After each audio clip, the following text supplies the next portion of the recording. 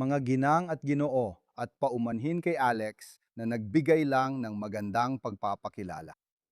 Iba sana ang inihanda kong talumpate para sa gabing ito.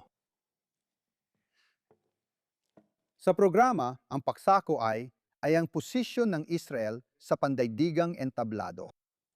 Pleno, kung talakayin sa inyo ang ikawalong kalaban sa digmaan, bukod sa 7 pisikal na labanan na inilarawan ni Punong Ministro Netanyahu sa kanyang mga talumpate nitong nakaraang taon. Ang planadong salot ng pandaigdigang antisemitismo na isinagawa, inorganisa at pinundohan ng mga tuso, masasama at determinadong kaaway ng ating kaluraning sibilisasyon. Tinutukoy ko ang Muslim Brotherhood at ang tagapagpundo nito, ang bansang Qatar na may walang katapusang yaman at ang kanilang makapangyariang emir, si Sheikh Tamim bin Hamad Al Thani. Tinulungan at sinuportahan ng mga kaalyadong pampulitika ng emir, si Erdogan ng Turkey at sa ibang paraan ng China na nagbibigay ng diplomatikong proteksyon sa mga nagbabalak at mapanirang galit. Sa halip, nagpasya akong baguhin ang aking paksa sa isa na kasalukuyang bumabagabag sa mga Israeli at nasa isipan ng milyon-milyon sa buong mundo ang Memorandum of Understanding ni Pangulong Donald Trump sa Iran. Sa papel, mahirap isipin ang mas masamang kasunduan na maaaring mas masama pa kaysa sa labis na kapintasan na JCPOA ni Barack Obama. Sa katunayan, may ilang mga analyst na tinawag ang kasunduan ni Trump na JCPOA 2.0, isang kasunduan na halos sumuko sa bawat hinihingi ng Pangulo ng US. Ipinagkanulo ang Israel, hinayang muling buuin ng Iran ang kanilang mga misil at armasan ang kanilang proxy network. Pati sa Lebanon, pinipigilan tayo kung saan halos 1 milyon nating mamamayan ang napilitang lumikas mula sa kanilang tahanan sa Hilaga. Sumisigaw si Trump sa ating punong ministro, ngunit pinupuri naman niya ang matinong mga diktador militar ng Iran. Kamakailan, mariing pinuna ni Trump ang Israel sa harap ng media at nagbiro pang palitan ito ng mga mahihinang Syrian sa Lebanon para tanggalan ng armas ang Hezbollah.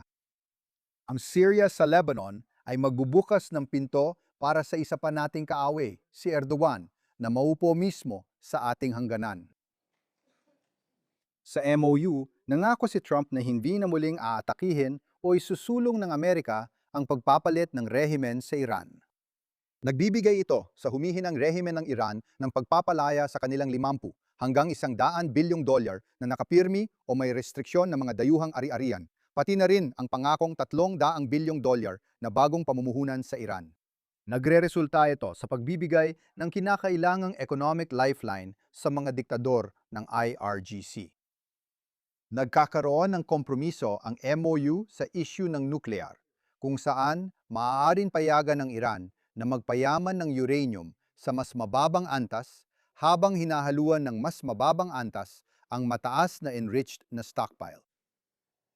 Mas malala pa, ipinagbili ni Trump ang matagal nang naghihirap na mga Iranian na sinabi pa niya noong Marso na dapat silang maghanda na bawiin ang kanilang bansa mula sa rehimeng ito. Kaya paano nagawa ng tinatawag na master ng kasunduan na makipagkasundo sa ganito kasama? Pahintulutan ninyo akong magbigay ng kakaibang pananaw at magbahagi ng positibong opinyon tungkol sa tingin ko ginagawa ni Trump. Para malinaw, hindi ako nagsasabi ng mga lihim na estado. Ang tesis na ito ay luhikal kong pananaw base sa usapan ko sa mapagkakatiwalaang source at personal na obserbasyon kay Pangulong Trump ng US. Noong Pebrero, matapos hindi magkasundo sa negosasyon sa Iran, binawi ni Trump ang kanyang mga personal na emisaryo, sina Jared Kushner at Steve Witkoff. Pagkatapos, nang walang babala, sinimulan niya ang Operation Epic Fury kasama ang Israel, ang pinakamahusay at marahil tanging tunay na kaalyado ng Amerika.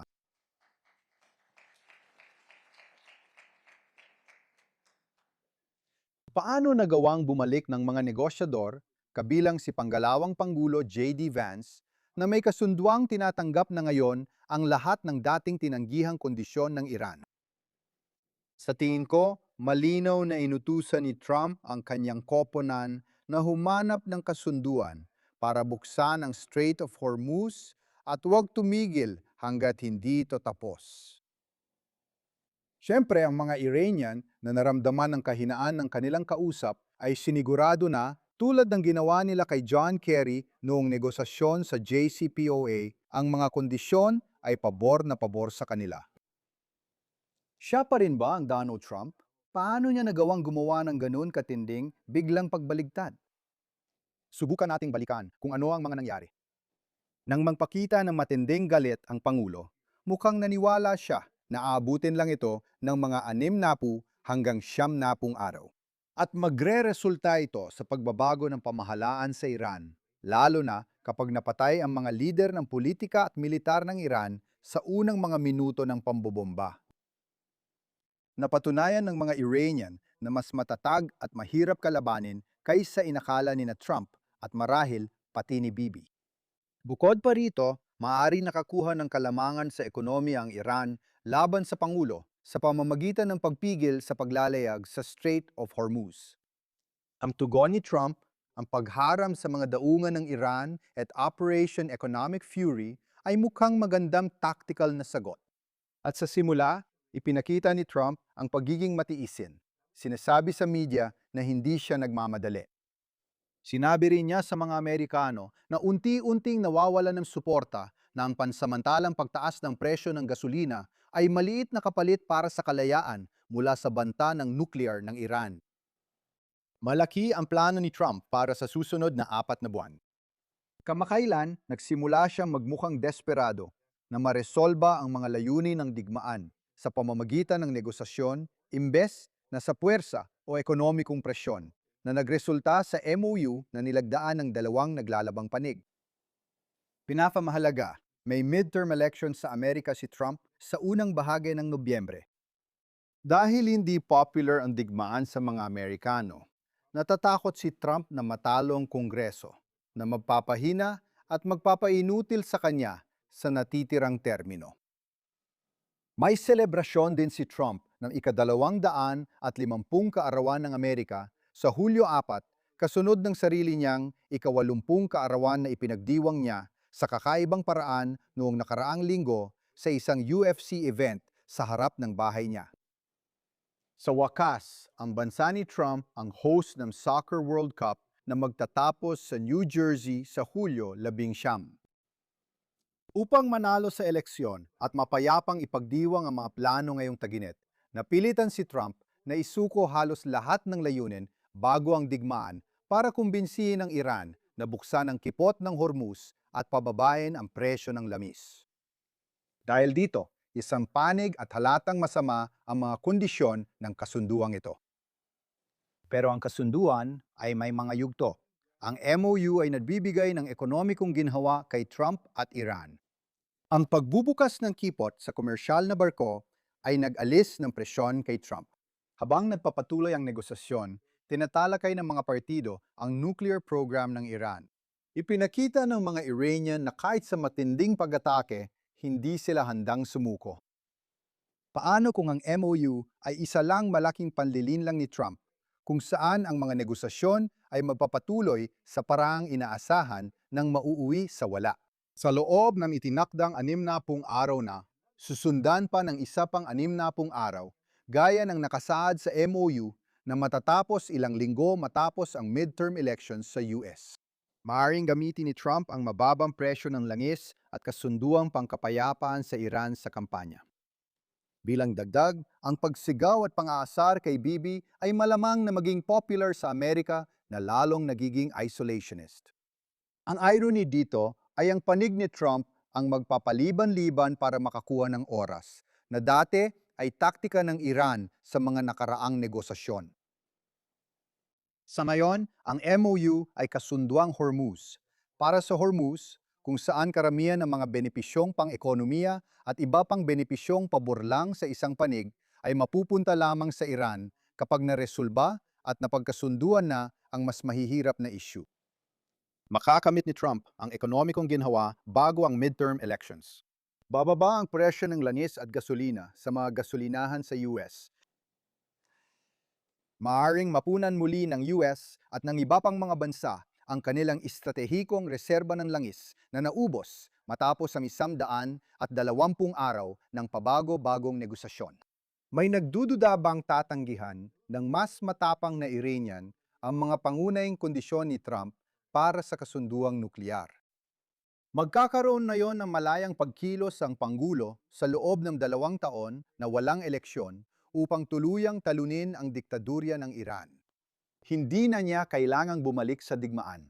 Maaari niyang ipagpatuloy ng masigasig ang Operation Economic Fury habang pinoprotektahan ng makapangyarihang US Navy at iba pang puwersang militar ng US ang mga komersyal na barko sa Hormuz. Sana ay may tulong mula sa mga kaalyado sa NATO. Ang 4 na buwang ito ay magsisilbing paghahanda para sa mas epektibong operasyon sa Hormuz, gaya ng pagharang sa mga barkong Iranian at pagpapadali ng komersyal na paglalayag sa kipot.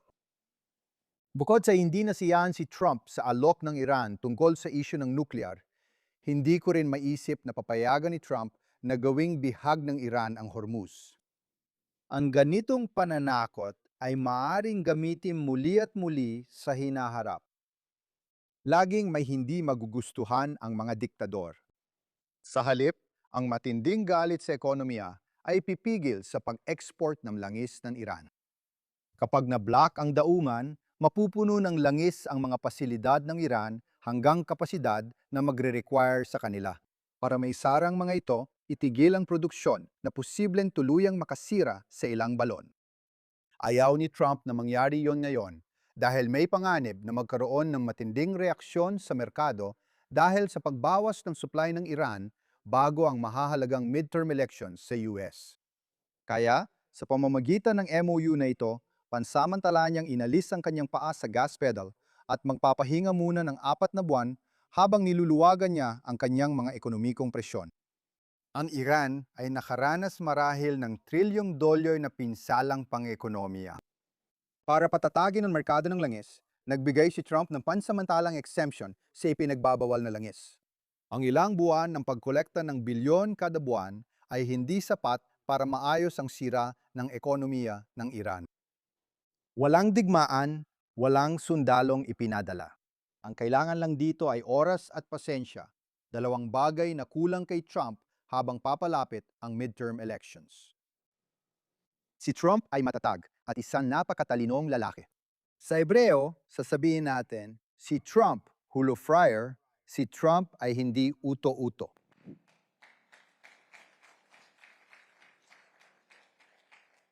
Paulit-ulit niyang sinasabi sa loob ng dekada na ang tanging paraan laban sa mga ayatollah ay puwersa. Alam niya na hindi ka pwedeng makipagkasundo sa mapanling lang na rehimeng ito dahil lagi silang nagsisinungaling at naglilihim. Sa totoo lang, kailan ba naging matagumpay ang ganitong mga uri ng internasyonal na kasunduan na may inspeksyon at iba pa noon? Laging nandadaya ang Iran at palaging mandadaya ang rehimeng ito sa hinaharap, gaya ng inamin ni Trump noong binatikos niya ang JCPOA ni Obama. Hayaan kong liwanagin, ang tanging paraan para mawala ang banta ng Iran na may armas nuklear ay ang pagpapalit ng rehimen.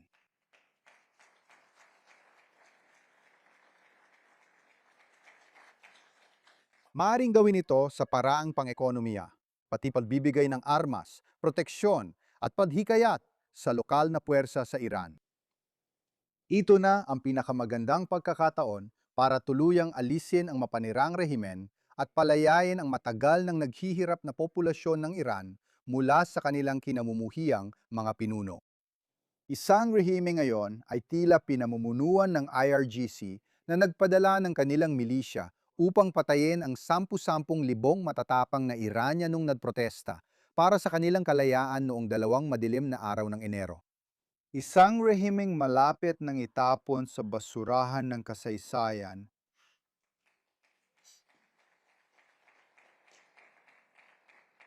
kasama ng mahabang hanay ng iba pang mga banta ng paglipol at banta sa mismong pag-iral ng mga Hudyo at ng buong malayang mundo.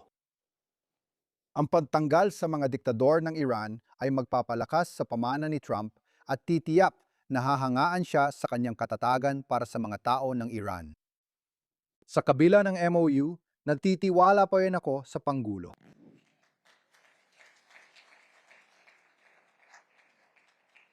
Hindi naman siya agad naging duwag o mangmang dahil lang sa grupo ng walang kwentang Iranian. Kung hihiramin at bahagyang babaguhin ang sikat na pahayag ni Neil Armstrong noong paglapag niya sa buwan, ang MOU ay isang maliit na hakbang paatras para makagawa ng napakalaking hakbang pasulong para sa kabutihan ng sangkatauhan.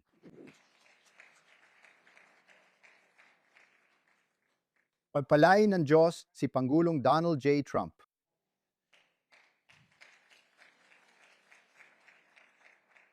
Pagpalain ng Diyos ang Estados Unidos ng Amerika. Pagpalain ng Diyos ang Israel at mga Hudyo. Am Israel Chai.